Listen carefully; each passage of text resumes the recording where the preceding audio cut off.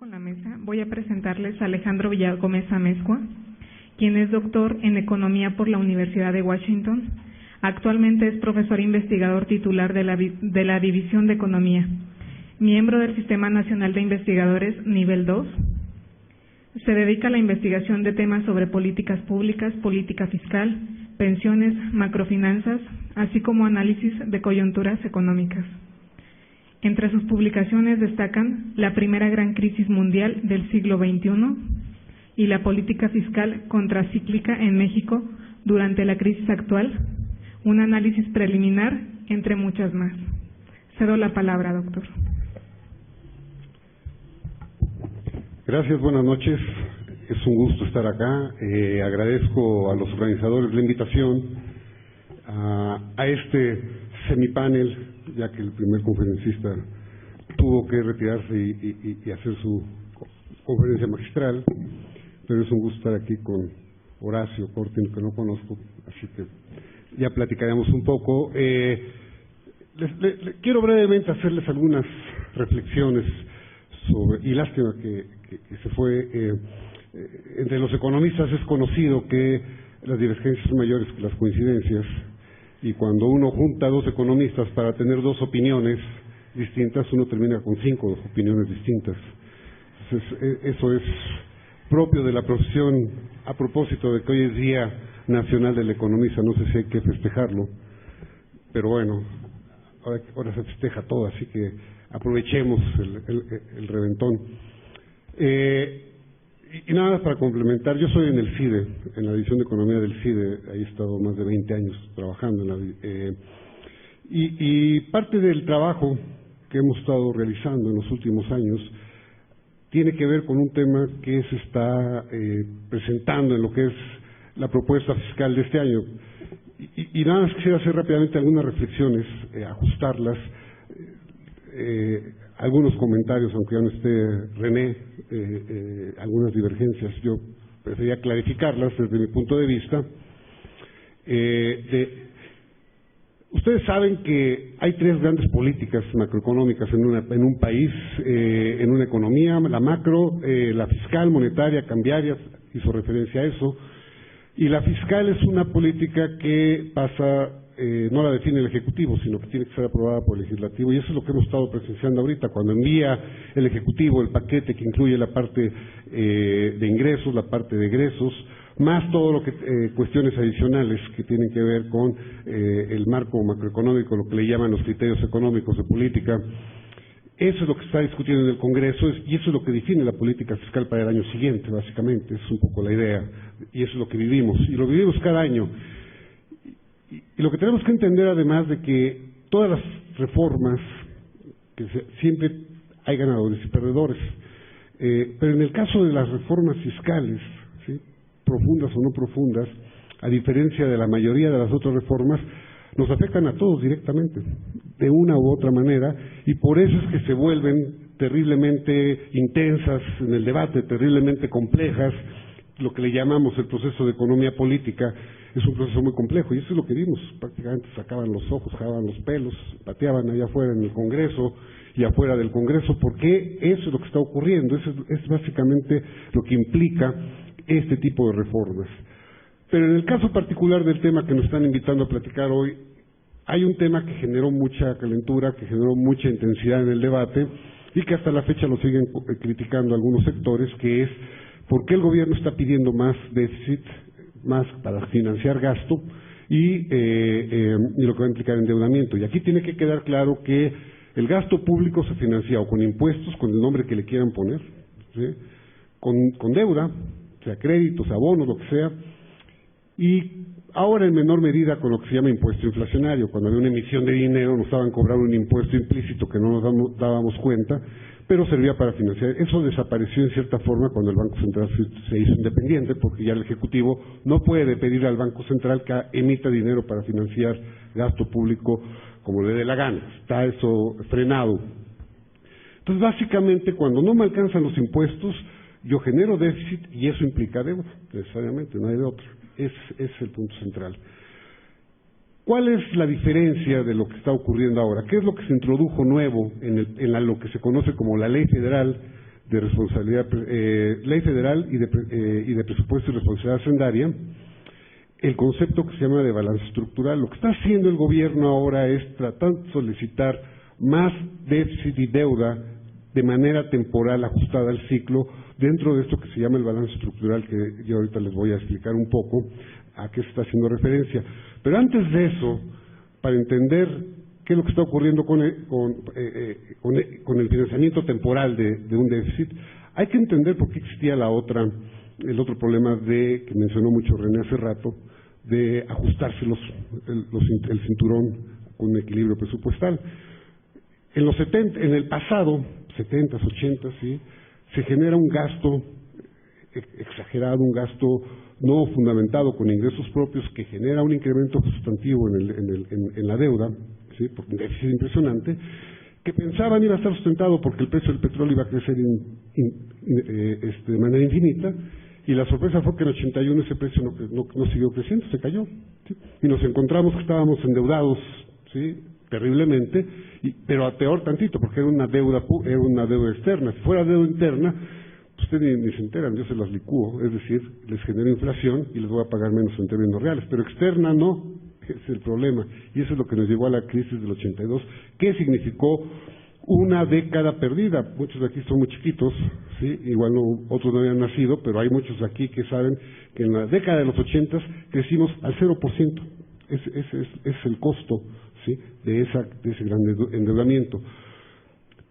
Cuando vienen los 90 y hay que reestructurar, ¿sí?, para finalmente hacer que la economía crezca, uno de los elementos que hay que reestructurar son las finanzas públicas y hacerlas sanas, ¿sí?, hacerlas sustentables, es el punto central.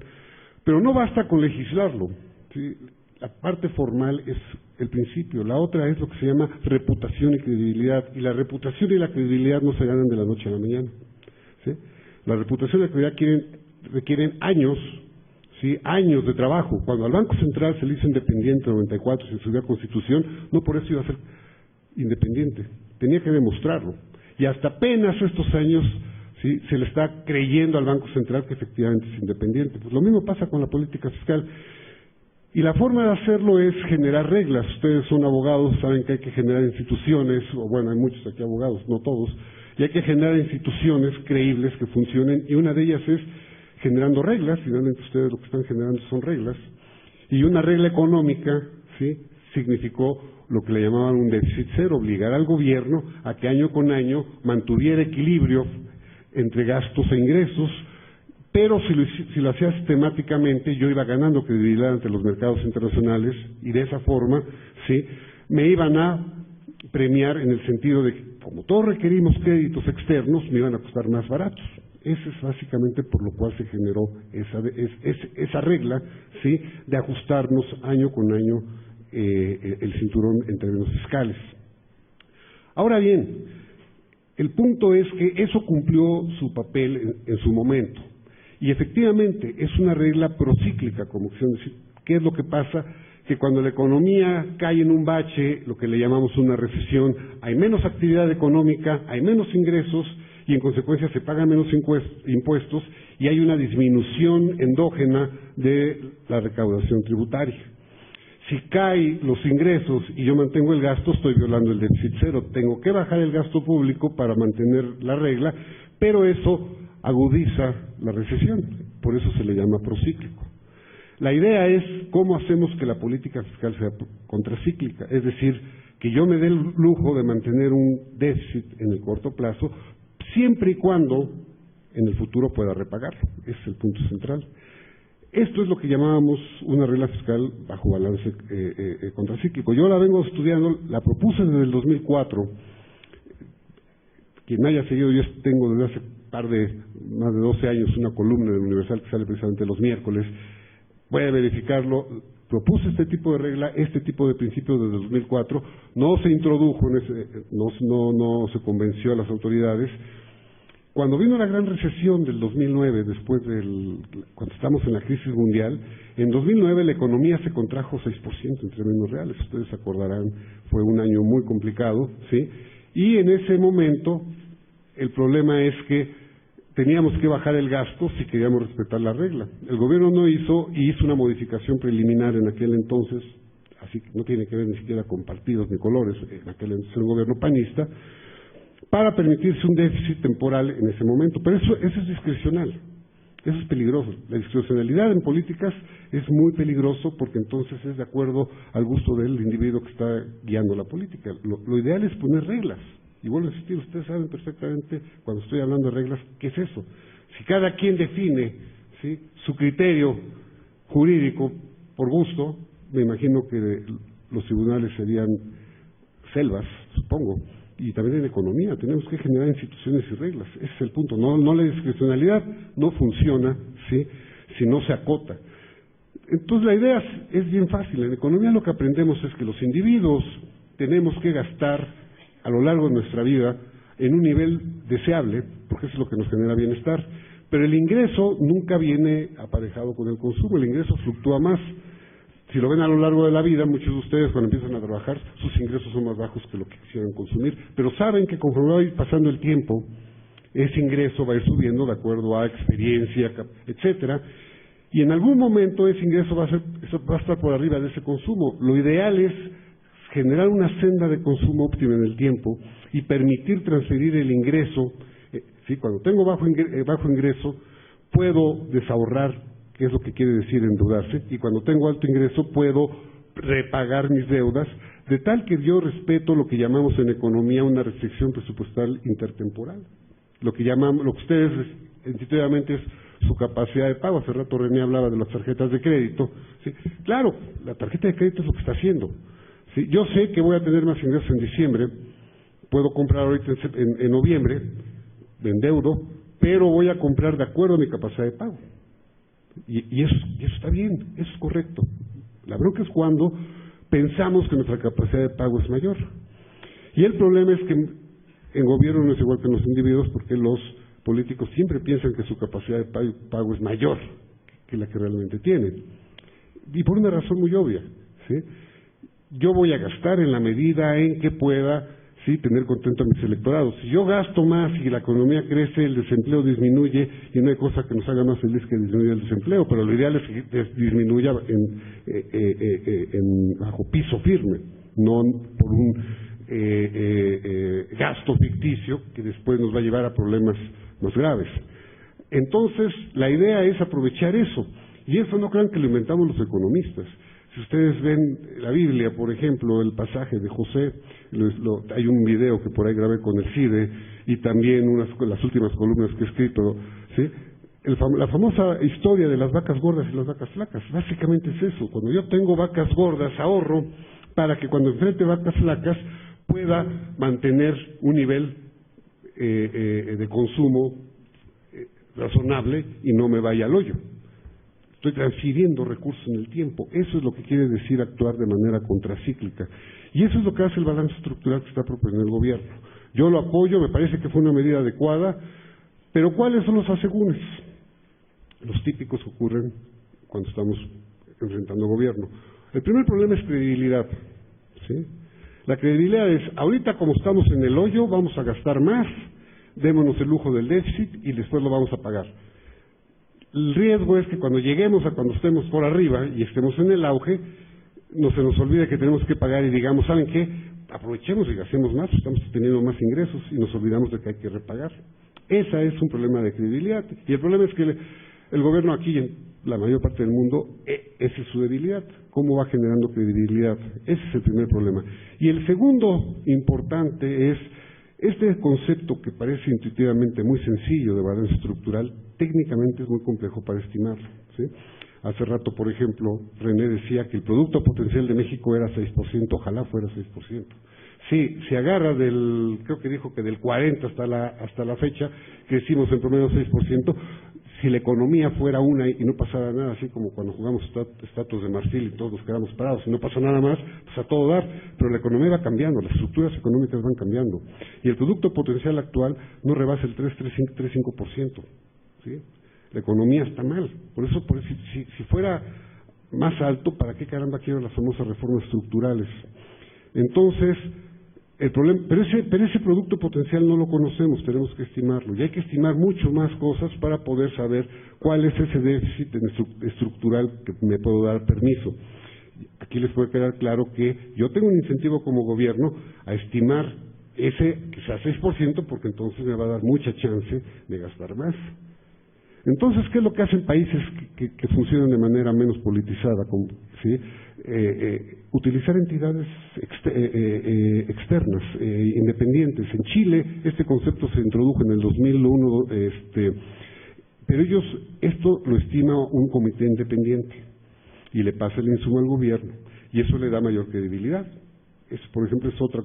Yo estuve todavía en la noche que estaba votando el Senado intercambiando con algunos congresistas. Lo que sí logró hacer, por ejemplo, uno de los pocos que entendió este concepto, Mario Delgado, del PRD, senador Mario Delgado, él, recuerdan que introdujo 2 cambios de último momento, que fue topar el gasto para 2015 y hacer que se introduzca obligatorio para la autoridad, hacer pública la estimación del producto potencial. Eso fue un avance. Qué bueno que lo hizo. Se pueden hacer mucho más cosas para hacer esto transparente. Lo importante es que sea transparente. Si queremos jugar de manera más sofisticada con la parte contracíclica, lo cual es bueno para la economía como tal, nada más hay que hacerlo con credibilidad, transparencia, ¿sí? Y con los mecanismos bien diseñados. Eso es lo que no se está haciendo, es donde queda la duda. Qué bueno que se introdujo el balance estructural. Yo tengo mis dudas, ¿sí? De que lo vayan a hacer bien. Y un último punto, y de nueva cuenta lo siento, se fue, yo no tengo la culpa, pero René dice que este año estamos haciendo las famosas reformas estructurales y finalmente será un año de inflexión. Ojalá sea. Las reformas que como se están pasando son a medias, como siempre ha ocurrido. La reforma fiscal que se va a pasar está lejos de ser una reforma estructural. Es más, la última vez que aquí, hace 50 años, ¿sí? Por ahí de finales de los 50, y eso lo narra Carlos Tello en su libro, en un último libro que publicó, se invitó a Kaldor, que es un economista muy famoso inglés, para que hiciera una reforma fiscal estructural. Al final no pasó, y desde entonces no pasa una reforma integral fiscal, pasan misceláneas, algunas veces más fuertes como cuando se aprobó el aumento del IVA en los 90, o por ejemplo cuando nos aumentaron impuestos ahora en el 2009, pero no ha habido reforma y esta no es una reforma integral, ¿sí? Porque también nos está atacando el problema del gasto, que ese sería tema para discutirlo, no nos da tiempo para darle la palabra ahora a Horacio, pero el otro problema central, y por ahí alguien lo comentó acertadamente, ¿sí? Si tú me vas a pedir más dinero, demuéstrame que lo gastas bien y con transparencia, ¿sí? Y ahí estamos atoradísimos. No hay forma de modificar el gasto porque más del 90% del gasto público se llama irreductible, ¿sí? Son compromisos que se traen del pasado y no se pueden modificar. Si yo contrato un burócrata nuevo, ¿sí? Ese es un irreductible. Si yo no le puedo cambiar el sueldo al año siguiente o correrlo es muy costoso. Entonces esos se vuelven irreductibles y vamos arrastrando esos gastos. Por ejemplo, pensiones, y eso también he escrito mucho, fui de las propuestas de pensión universal, pero bien financiadas. De lo contrario se vuelven irreductibles. Yo meto un derecho nuevo para un trabajador que es un derecho y que hay que defenderlo, pero pensemos por el lado del gasto, ¿sí? Ya no puedo decirles mañana a los demás, ¿saben qué? Se me acabó, ya no les pago su pensión. Tengo que hacerlo. ¿Y de dónde va a salir ese dinero? Deuda. Y la deuda actual van a ser impuestos futuros. Entonces las cosas hay que hacerlas bien. Ese es el único punto. Y lo del gasto hay que tocarlo y hay que discutirlo seriamente. Bueno, espero que esto haya sido útil. Gracias por su tiempo.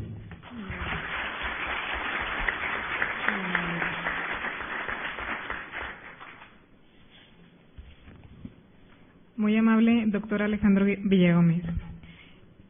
A continuación, el doctor Horacio Corti, quien es doctor en Derecho por la Facultad de Derecho y Ciencias Sociales de la Universidad de Buenos Aires, profesor en la misma casa de estudios de las cátedras Derecho Tributario, Parte 1, y Finanzas Públicas y Derecho Tributario.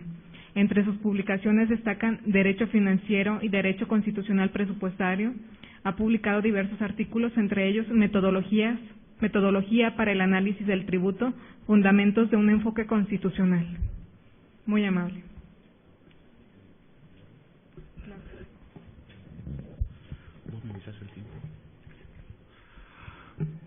Buenas noches. Bueno, ante todo agradezco que la invitación por participar en este panel, a Gabriela que ha considerado que es pertinente que yo estuviese acá. La verdad que para mí es una gran alegría siempre estar en México, un país realmente para mí muy querido y que ya hace varios años que vengo año tras año, que es para mí ya una costumbre y no sé qué va a pasar cuando no pueda venir. Así que, bueno, es una alegría. Lo único que estuve una hora perdido acá en el edificio del UNAM, entonces estoy un poco en todo el campus. Bueno, la mesa es sobre el tema del endeudamiento, la reforma hacendaria, y yo pensé, como mi opinión sobre la reforma creo que no iba a tener la profundidad de la que tiene ustedes, que están acá y la viven, me pareció más interesante compartir una experiencia, y es la experiencia argentina, muy brevemente, no tanto con cifras, sino transmitir la experiencia humana, política, cultural, y eso incluye lo económico, que hemos tenido con los argentinos con respecto al endeudamiento, y que es una historia, yo creo que no se me ocurre otra expresión que trágica. Lo único que antes de empezar me gustaría hacer una aclaración, porque escuché antes, y no sé si escuché bien, que la presión fiscal en México es del 10% aproximadamente con respecto al Producto Bruto. Claro, viniendo de la Argentina es casi extraño, yo diría que eso es casi un paraíso fiscal, en la medida que en la Argentina, como casi un promedio de casi todos los estados, la presión fiscal es del 37%, teniendo en cuenta el nivel federal, local, que serían las provincias o los estados, y municipal. Y a mi juicio es interesante ver la comparación, porque a mi juicio esa presión fiscal en la Argentina es insuficiente. Para muchos, para un establishment económico es excesivo. A mi entender, para los requerimientos que tiene un Estado, y reconstruir un Estado, que es uno de los desafíos que tiene la Argentina, y tal vez que tienen todos los estados o todas las naciones latinoamericanas, eso es una presión fiscal insuficiente. De forma que me extraña mucho esa presión fiscal. Claro, también estudiando un poco, ustedes tienen algo que la Argentina ha perdido y que espero que lo conserven por muchos años, y es el monopolio estatal del petróleo, y que eso implica, si no leí mal, que el 40% de los ingresos estatales vienen de la renta del petróleo. La verdad que eso es una decisión estratégica central. La Argentina tenía su empresa de petróleo nacional creada en los años 20, cuando la Argentina había, luego desaparecieron militares nacionalistas, y en esa época se creó una empresa petrolera estatal que se llamaba YPF, y que ella fue privatizada en los años 90, con lo cual el Estado argentino no solo perdió una fuente de renta, porque eso sería una visión muy literalmente económica, sino que perdió un instrumento de política, un instrumento que tiene el Estado para actuar en la sociedad. Y uno se pregunta, y muchos en Argentina nos preguntamos, ¿por qué un Estado va a renunciar a instrumentos legítimos para poder organizar la sociedad, como es tener una industria estratégica como es la del petróleo? La única razón por la cual se hace esa reforma, entonces, a mi entender, no es solo económica, sino justamente para eliminarle al Estado un mecanismo de intervención en los procesos económicos. Y finalmente, las personas comunes y corrientes, como creo que somos todas las personas que estamos acá, la única forma que tenemos de que nuestros derechos sean protegidos, y que de las personas relativamente débiles sean protegidas de las personas que tienen mayor poder, que se protegen a sí mismos, es teniendo un Estado que tenga la capacidad suficiente como para poder intervenir y realizar esa tarea de protección, de redistribución del ingreso, de la renta, etcétera. Así que espero que mantengan ese monopolio del petróleo, y que no estén estas reformas a aligerar o debilitar esa situación, porque creo que el Estado estaría perdiendo un instrumento central para su desarrollo.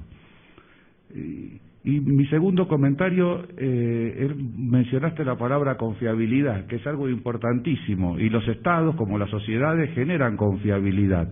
Ahora, que un Estado genere confiabilidad no significa, o que haga acciones y que crea que la genera y que objetivamente genere condiciones de confiabilidad, no significa que un sujeto tercero así lo declare, y que el caso de la deuda argentino es manifiesta.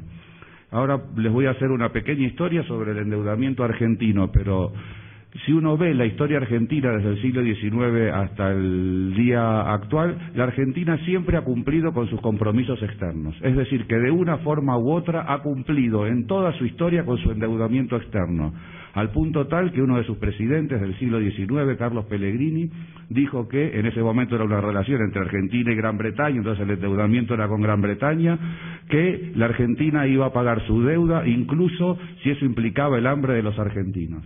Sin embargo, hace pocos meses, justamente por un juicio sobre la deuda pública argentina que tramita en el estado de Nueva York, en los tribunales de Nueva York, en un juez que ustedes lo conocerán tal vez, que se llama Griesa, él en una decisión judicial expresó literalmente que la Argentina era un incumplidor compulsivo de sus compromisos relativos a la deuda pública.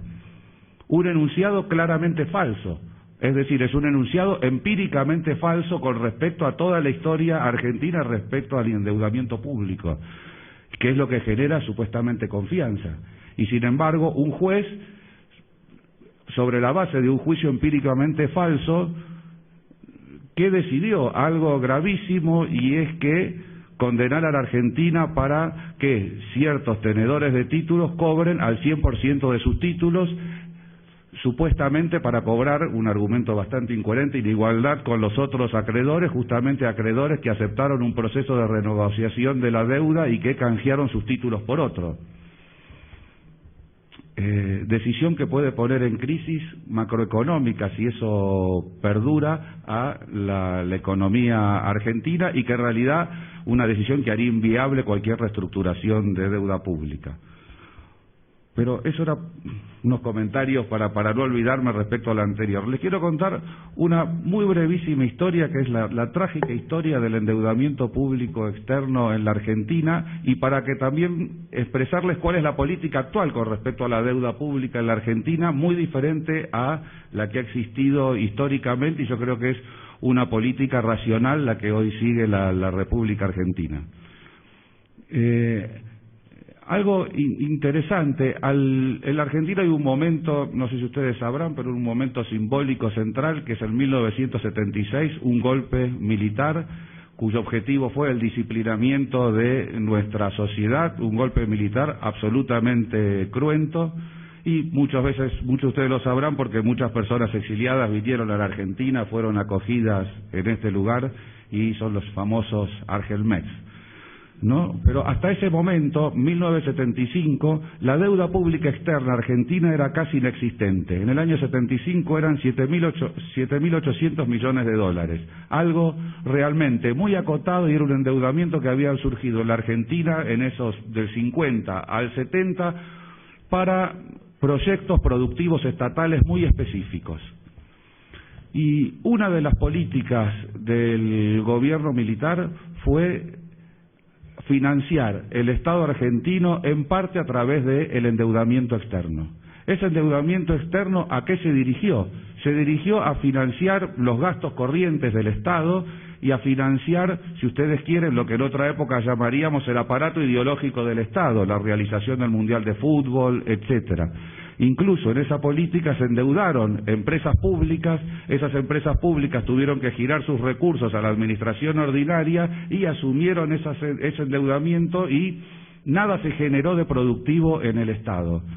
La situación fue tan extrema que al año 82, el gobierno militar dura hasta el año 83, la deuda externa argentina ascendía a 44.000 millones de dólares. Miren ustedes la multiplicación, se multiplicó casi 6 veces, solo en 6 años. Claro, por supuesto que ahí había un sinnúmero de mecanismos, como sucede también en muchos de nuestros estados. Gran parte de los endeudamientos públicos tienen que ver con la cooptación del Estado por sectores privados. Entonces, en esa época se implementaron diferentes mecanismos como seguros de cambio, etcétera, que implicaron que el Estado asumiera deuda del sector privado. Y de esa forma se fue engrosando el endeudamiento público argentino. Claro, se retorna a la democracia, año 1983, y comienza un periodo que ha sido llamado con un término que también creo que es común a México, pero en otro significado político, que es lo que nosotros llamamos transición a la democracia. No es como llegamos a la democracia, sino que es un periodo de transición que fue el gobierno de nuestro primer presidente democrático, que fue Raúl Alfonsín, que la verdad que se encontró con esta situación de la deuda externa y realmente el Estado argentino no encontró en ese momento ninguna fórmula, ni política, ni social, ni económica para, de alguna forma, luego de ese periodo militar, de qué manera la Argentina continuaba construyendo su estado de bienestar, que fue parcialmente destruido durante el proceso militar, básicamente por esta cuestión del endeudamiento y algunas otras cuestiones menores y accesorias. Digamos, fue un periodo realmente de transición el de Alfonsín y no hubo ninguna decisión, yo diría, sustancial de política económica, pero la situación entró en crisis en una hiperinflación del año 89. Eso generó en la Argentina un consenso para, y es muy paradójico, ¿no? Yo creo que es un consenso de los partidos políticos democráticos para concluir la política económica, política y social que no concluyó el gobierno militar. ¿Y cuáles fueron sus ejes? Bueno, uno de sus ejes fue reestructurar en su momento la deuda externa con, ustedes conocerán, el Plan Brady, ¿sí? Y ahí ya la deuda pública en el año 92 llegaba a 63.000 millones de dólares. Otro elemento central de ese momento fueron las políticas de privatizaciones, entre ellas la de empresas de petróleo, pero se privatizaron todas las empresas públicas que los argentinos construyeron a lo largo de 50 años del siglo XX. Se privatizó el sistema de la seguridad social, etcétera, etcétera. Lo que se generó en la sociedad es una situación de exclusión social muy grande y que, a grandes rasgos, todavía perdura. Y continuó el endeudamiento en la Argentina, luego del Plan Brady, continuó el endeudamiento público externo que volvió a ser central para financiar el Estado. Muchísimas cosas ocurrieron, pero en el año 2001 ocurrió una crisis política, cultural, existencial, humana en la Argentina, uno de cuyos aspectos fue que el Estado no podía seguir financiándose y no podía seguir cancelando esa deuda pública que se había acumulado desde el año 76 en adelante. Y formalmente, entre otra serie de decisiones, declaró formalmente su cesación de pagos. Es decir, la Argentina dijo formalmente que no estaba en condiciones de cancelar su deuda pública externa. Claro, la crisis era tan grande que hubo una gran devaluación y a su vez entre las medidas, a su vez para solucionar la crisis se generó deuda pública interna. Pero al año 2001 ya la deuda pública alcanzaba 144.000 millones de dólares, una situación muy grave. Y en ese proceso, claro, la Argentina desapareció de los mercados internacionales, la Argentina se declaró en default, la Argentina dejó de endeudarse. Y uno puede decir que desde ese momento la Argentina no acudió más a los mercados internacionales para financiar su Estado a partir del endeudamiento externo. Yo diría que, para resumir, porque acá me dicen 2 minutos, pero desde el año 76 hasta el 2001 fue central para la Argentina el endeudamiento externo. El endeudamiento externo significa no solo que uno se endeuda con otro, significa que introduce uno en la política nacional un actor central externo que es el acreedor externo, y en la medida que tiene poder es un sujeto que va a querer ejercer su poder en la política interna. Eso significa una pérdida clara de la soberanía del Estado y la posibilidad de decidir políticas macroeconómicas autónomas. ¿Por qué? Por el acreedor externo, cada vez que viene a renegociar, lo que impone es, de acuerdo a como dice incluso la propia letra del Estatuto Central del Fondo Monetario Internacional, plantear condicionalidades con respecto a qué, a las políticas macroeconómicas. ¿Cuál ha sido la política argentina desde el año 2003 hasta el día de hoy, en estos 10 últimos años? Una política que se ha llamado de desendeudamiento.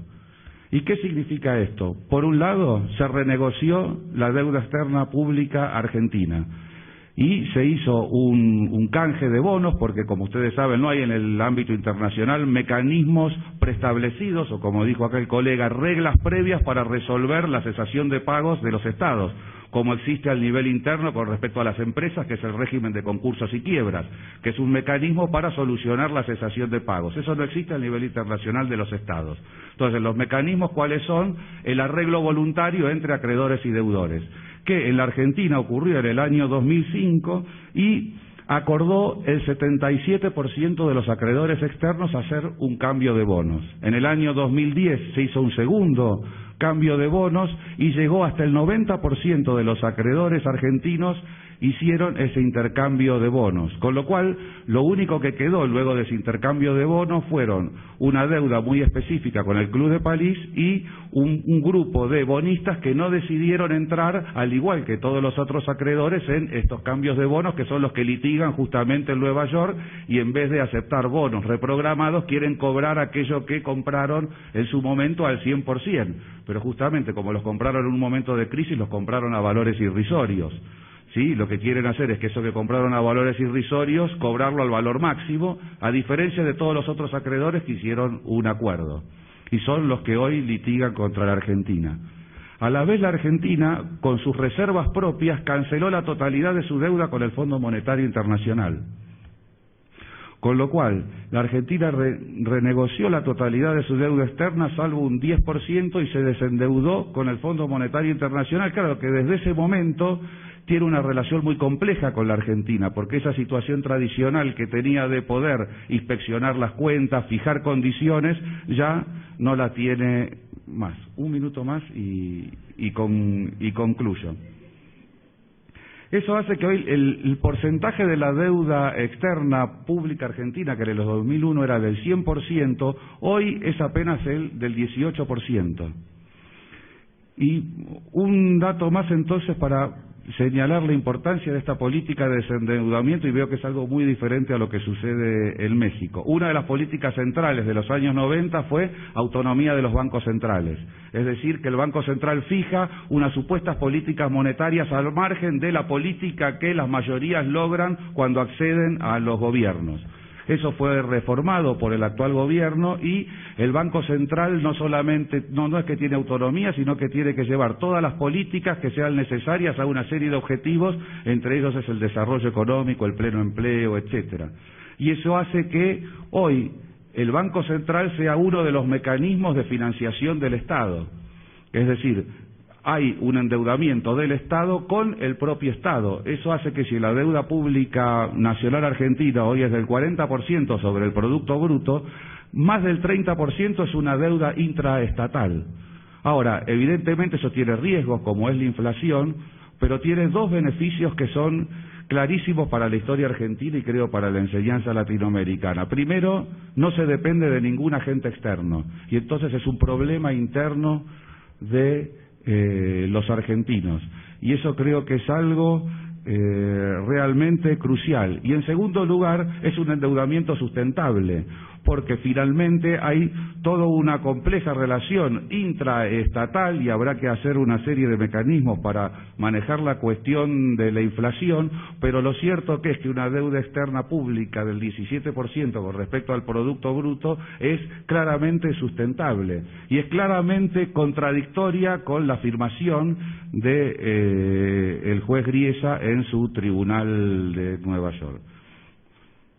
Lo que muestra algo, y con esto termino, ¿por qué interviene un juez de Nueva York? Porque entre las tantas renuncias que tuvo la de soberanía la República Argentina, cada vez que había desde el año 76 una emisión de bonos, se prorrogaba la jurisdicción. Eso permitía que los litigios que hubiesen con respecto a esos títulos públicos, en vez de ser resueltos por los jueces argentinos, sean resueltos por los jueces extranjeros.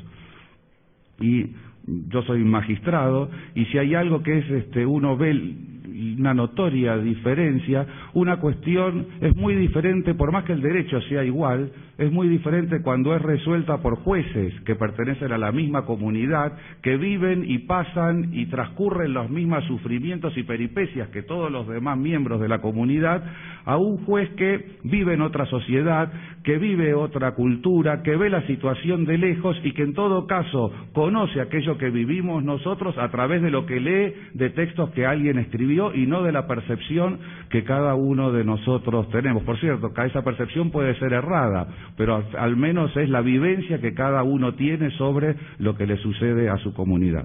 Muchas gracias y disculpen el tiempo. Gracias, agradecemos la participación de ustedes, de nuestros ponentes, el doctor Alejandro Villagómez, y por acompañarnos al doctor Horacio Corte. Muy amables, gracias.